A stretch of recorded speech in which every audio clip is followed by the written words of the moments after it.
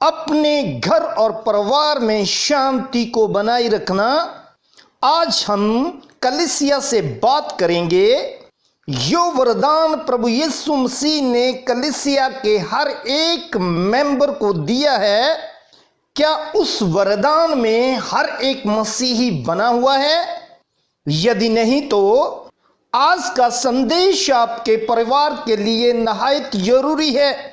यदि आपके घर या परिवार में शांति नहीं है तो इस वीडियो के अंत में आपके परिवार के लिए एक वचन है। उस वचन को समझते ही आपके परिवार में शांति बहाल हो जाएगी। आमीन। आइए आज का संदेश हम शुरू करते हैं। यदि संसार का कोई भी व्यक्ति अपने पाप को छोड़कर कलीसिया में शामिल होता है तो प्रभु यीशु मसीह का वादा है और प्रभु यीशु मसीह उस व्यक्ति को शांति का वरदान देते हैं। प्रभु यीशु मसीह तो वफादार हैं, धर्मी हैं, अपने वचन के सच्चे प्रभु हैं। वो कभी झूठ बोल ही नहीं सकते। शांति को बनाए रखना तो व्यक्ति का व्यक्तिगत फर्ज बनता है। अब हम इस बात को देखते हैं कि प्रभु यीशु मसीह ने मुर्दों में से जी उठकर जब चेले एक घर में डर के मारे इकट्ठे हुए बैठे थे तो संध्या के समय प्रभु यीशु मसीह उनके विचार प्रकट हो गए। इस वचन को आप यूहन्ना 20 और उसके 19 वचन में देख सकते हैं। प्रभु यीशु मसीह ने उनको ये वरदान दिया, आपकी शांति हो। प्रभु यीशु मसीह जो एक बार वरदान दे देते हैं उसको वापस नहीं लेते। जिसको वरदान दिया है उस व्यक्ति ने उसमें कायम रहना है। फिर प्रभु यीशु मसीह ने अपने चेलों को शांति बांटने का अधिकार दिया था और कहा था जिस भी घर में जाओ सबसे पहले यही वचन बोलो। लूका 10 और इसका 5 वचन, peace be to this house. कितनी अद्भुत बात है। प्रभु यीशु मसीह ने अपने सेवक लोगों को शांति बांटने का अधिकार दिया हुआ है और परिवार ने इस शांति को अपने घर में बनाए रखना है। आइए आज हम कुछ वचनों को देखते हैं। उन वचनों में कुछ ऐसी बातें हैं जो परिवार में शांति को भगा देती हैं। उन बातों को आज ही परिवार में से निकाल देना चाहिए, तभी शांति आपके घर में बनी रहेगी। कुलसियों 3 और उसका 8 वचन, पर अब तुम भी इन सब को अर्थात क्रोध, रोष, वैरभाव, निंदा और मुंह से गालियां बकने ये सब छोड़ दें। ये सब ऐसी बातें हैं जो शांति की वैरी हैं और दुश्मन को कभी घर में नहीं रखना चाहिए। यदि ये बातें होगी तो आपके घर में शांति बनी नहीं रह सकती। अफसियों 4 और 31 वचन में भी ऐसा लिखा है। यहां लिखा है सब प्रकार की कड़वाहट, क्रोध और निंदा, इन बातों से दूर रहो। ऐसा क्यों लिखा है? क्योंकि ये सब बातें शांति की बैरी हैं। आप तो प्रभु यीशु मसीह के अच्छे वरदान के लिए बुलाए गए हो ताकि आप परिवार में शांति को बनाए रखें।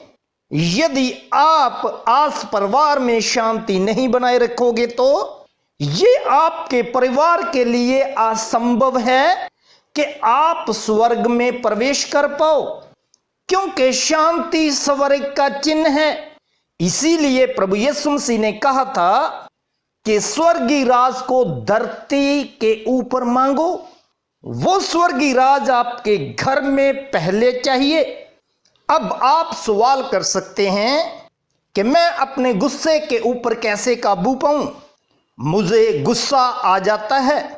आप वाजिब बातों के ऊपर गुस्सा कर सकते हैं, मगर एक बात का ध्यान रखना चाहिए, जब आपको गुस्सा आता है उस समय शैतान आपसे पाप करवाना चाहता है, और उस समय आप इस वचन का सहारा लें।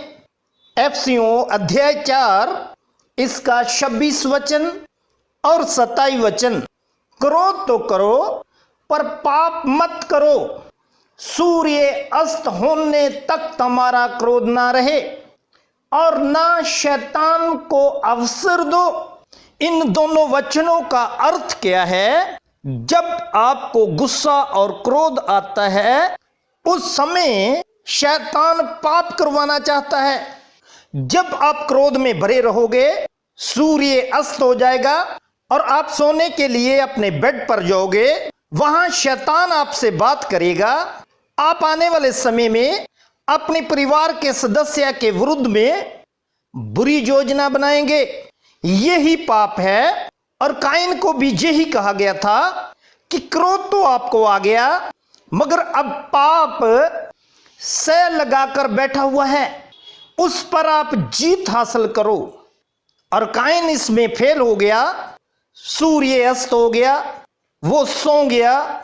उसने अपने भाई के विषय में बुरी प्लानिंग बनाई और उसका घात कर दिया, और काइन परमेश्वर की हजूरी से जुदा हो गया।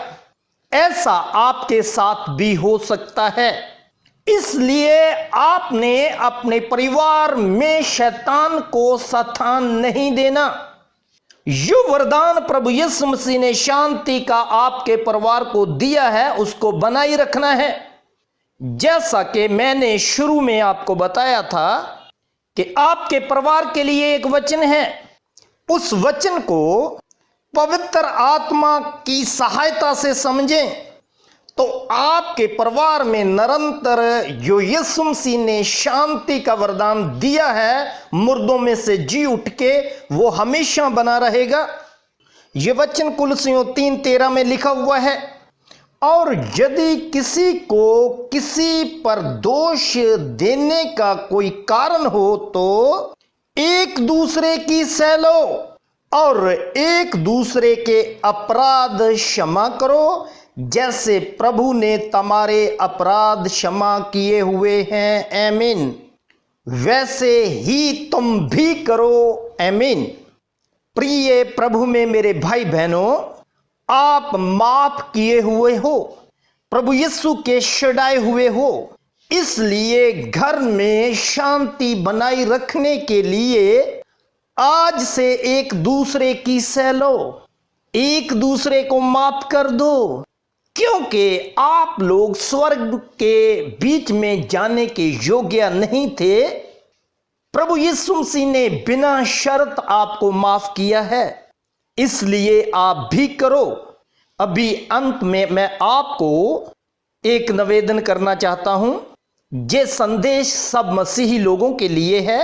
बहुत से मसीही घरों में शांति नहीं है।